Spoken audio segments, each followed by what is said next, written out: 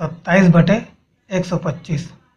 हल देखिए, 27/125 बराबर 3 गुणा 3 गुणा 3 बटे 5 गुणा 5 गुणा 5। ये जो 3 गुणा 3 गुणा 3 है, ये 27 का मान है। 3 को 3 बार गुणा करेंगे तो 27 आएगा। और जो 5 गुणा 5 गुणा 5 है, 5 को 3 बार गुणा करेंगे तो 125 आएगा। अब ये कैसे पता चलेगा कि 27 का मान 3 को 3 बार गुणा करने पर आएगा, 125 का मान 5 को 3 बार गुणा करने पर आएगा। तो इसके लिए एक सरल तरीका है कि जो संख्या दिया है जैसे 27, 125, इसका लघुत्तम निकाला गया है और लघुत्तम के माध्यम से अभाज्य गुणनखंड निकाला गया है। और ये जो अभाज्य गुणनखंड आएगा वही ये मान है। तो देख लीजिए, 27 का अभाज्य गुणनखंड निकाला गया है और 125 का अभाज्य गुणनखंड निकाला गया है।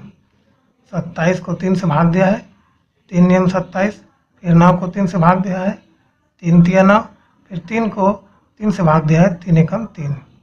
और 125 को भी 5 से भाग दिया है, 5 दूनी 10, 2 बचा, 2 5 25 हो गया, 5 पंछे 25। फिर 25 को 5 से भाग दिया है, 5 पंछे 25, और 5 को 5 से भाग दिया है, 5 एकम 5। तो इस प्रकार से 27 के अभाज्य गुणनखंड आ गए 3 3 3 और 125 के अभाज्य गुणनखंड आ गए 5 5 5। तो ये समझ में आ गया होगा। अब देखिए उसके नीचे बराबर करके लिखा है। 3 को 3 बार गुणा करने की जगह में यहाँ पर 3 का घात 3 लिख दिया गया है, क्योंकि 3 बार गुणा है इसलिए 3 घात लगा है। और वैसे ही 5 का 3 बार गुणा हुआ है तो 5 घात 3 लिखा गया है।